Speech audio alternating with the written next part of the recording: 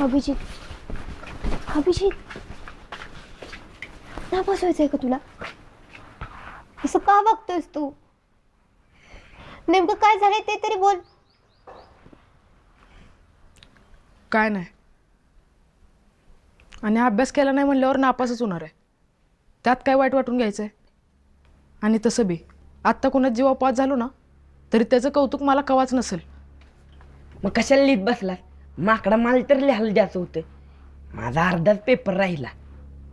तुला काय लिहू नको असं म्हणलं नव्हतं मी. आणि मध्या उद्यापासून तुझ्या पेपराचा तुझा तो अभ्यास करून येत जा. माझ्या जीवा बसू नको. इथं माझाच अभ्यास होईना झालाय. आईच्या दुखण्यामुळे अभ्यास करायला मिळत नाही का? मुद्दा म्हणून नाही करत. आणि हो, माझं बघून लिहिलं काय होतं रे तुला?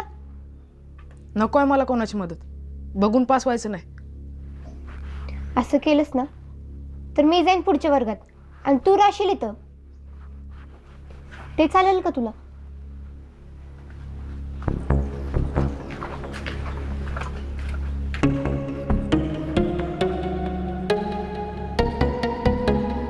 जाऊ दे. खरंच आज तू नसतीस ना मी नापास झालो असतो. एवढ्या बरा अभ्यास केला नाही म्हणून पुढच्या वेळेला अभ्यासा काही विषयच नाही.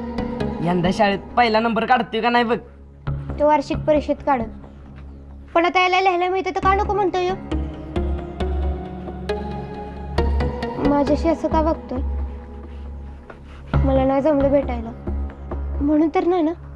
तसं काय नाही ग. घरगुती अडचण आहे, त्याचा राग तुझ्यावर काढतोय. पण तू काय मनाला लागून घेऊ नको. येतो.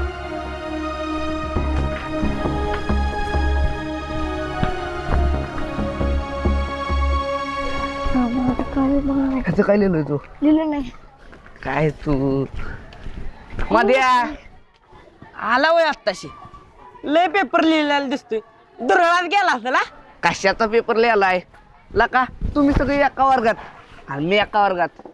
करमतच नाही मला पेपरात. उत्तर येत असले की करमतं. आणि तुला काय तिकडे सासरला नाही पाठवलं? 3 तासात येतेस की माघारी. अरे 3 तास तरी कशाचं? 1.5 तासाचं देतोय लका.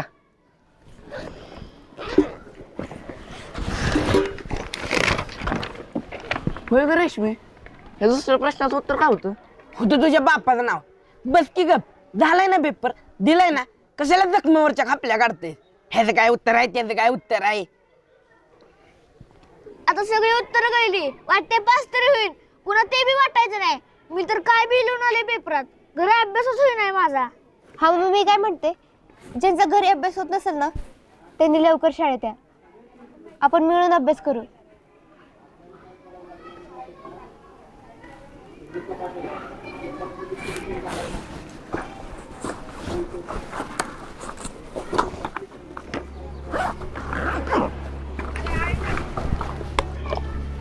अबे ती एवढी तुझ्यासाठी करत्या आणि तू का असं वागतोस?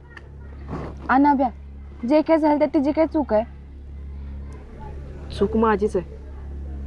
केवढा